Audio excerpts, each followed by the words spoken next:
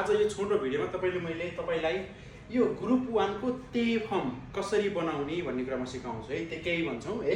ल हेर्नुस् त, ग्रुप 1 को तेफम बनाउन एकदम इजी छ है। ल हेर्नुस् त, तपाईको यो मासको अगाडिपट्टि इ ची रि भन्ने ओड आएको छ भने ल हेर्नुस् है, मासको अगाडि के छ, इ ची रि शब्द आएको छ भने यसको तेफम के हुन्छ, सानो चु अनि के हुन्छ, ते। ल हेर्नुस् है, तेफम के हुन्छ, इ ची रि। मासको अगाडि तपाईको इ ची रि आएको छ नि, हामीले के भन्छौँ, सानो चु र ते बनाउँछौँ। जस्तो अब यो खा भयो। ल हेर्नुस् त, अब यो इ को ठाउँमा के राख्नु पर्यो, इ को ठाउँमा के राख्नु पर्यो, सानो चु अनि ते। ल हेर्नुस् त, अब मास आफै हट्यो, के गर्नु पर्यो, खाते भनेको के भयो, खाइ मासको तेफम भयो। त्यस्तै गरेर ताची मासको के गर्नु पर्छ, ता।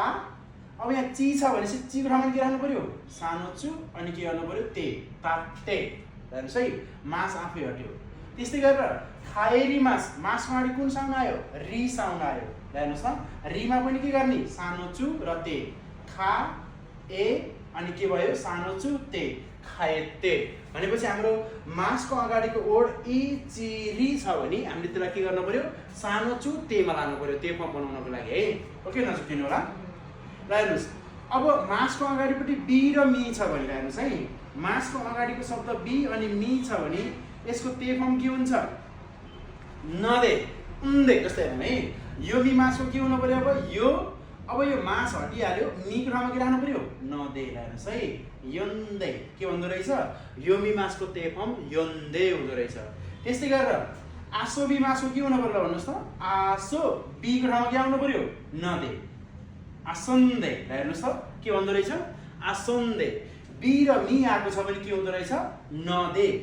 ओके, त्यस्तै गरेर कि आएको छ भने तेफम के हुन्छ, हेर्नुस् त, इते के हुन्छ, किते।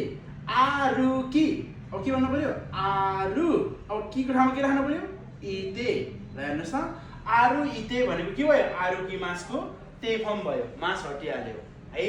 त्यस्तै गरेर गि आएको छ भने हेर्नुस् त, गि आएको छ भने के भयो, इदे। हेर्नुस् त, गि आएको छ भने के भन्छ, इदे। हेर्नुस् है, इसो। हेर्नुस् त, अब गि को ठाउँमा के राख्नु पर्यो, इदे राख्नु पर्यो, इदे।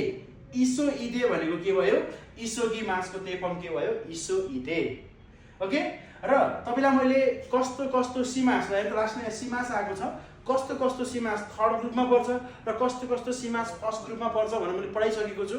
ओके, अब फर्स्ट ग्रुपको सिमास, थर्ड ग्रुपको सिमास, जुन ग्रुपमा आए पनि तेफम बनाउँदाखेरि तपाईको जहिले पनि के हुन्छ, सिमासको सिते, सिमासमा के गर्ने, मास हटाउने अनि के थप्ने, ते थप्ने। लानुहोस् है, के हुने भयो, हाना हाना सिते। ल हेर्नुस् त, हामीले यसरी चाहिँ फर्स्ट ग्रुप भएको तेफम बनाउँछ है त।